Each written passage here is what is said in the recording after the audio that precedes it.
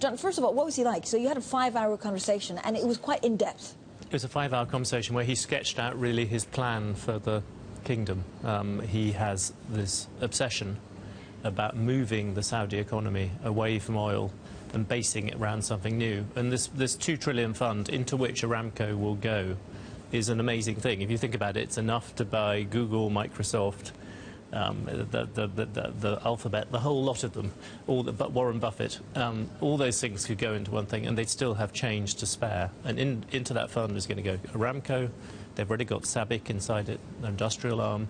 They're going to add land, property, all these other things. And it's roughly twice as big as any other, or more than twice as big than any other sovereign wealth fund. His obsession, right, to move it away from oil is understandable given the volatility we saw in the oil price and the fact that we have concerns that Saudi haven't done the structural reforms needed. Yes, and that he's pushing on very hard as well. He's already cut all the subsidies, and they're now moving on to other things. It's a rather dramatic plan in terms of the economic transformation of the country. John, all of us were weaned on Daniel Yergin, The Prize, or Robert Lacey's books, The Kingdom. Everybody read cover to cover as their first window into the royalty. We all understand this is a generational change. Did you get that tone in your interview? And if it is a generational change, where are they heading? Well, I think there is something of a generational change. His father is king, and you have Mohammed bin Nayef, who is the crown prince, and he's deputy crown prince. But there is an element of a group of mostly young reformers around him who want to push, very much step on the accelerator in terms of change there. And there will be some people, perhaps some people in the royal family, but certainly people from the religious side, who will be suspicious and worried about this. But I think there is an element whereby Saudi Arabia has to change. They were stuck in a situation where they were running out of money. I'm sure they really needed it.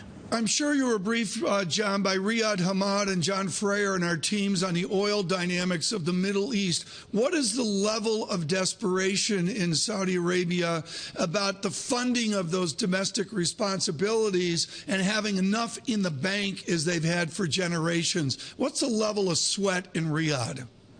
Well, you look and see that most of their revenues have come from oil, and the idea of setting this up as an investment fund is that will change, even technically, because Aramco will go into it. It will no longer be coming directly from oil. They'll become a bit like, very similar to you, Tom, an investor sitting there living on several $1 trillion and not moving. It's going to change even the way they think about it, I think, and that, I think, is important. And they're also going to try and build up over the next few years a whole variety of different investments.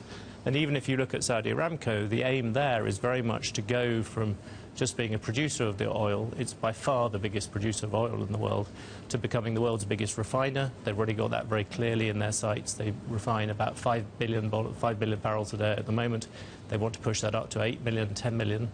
They want to move into petrochemicals. And in the end, their plan for Aramco is to be a huge industrial energy company. So it goes across the whole parameters. I mean, this is a fairly dramatic change in the industrial makeup of both the country and the oil market.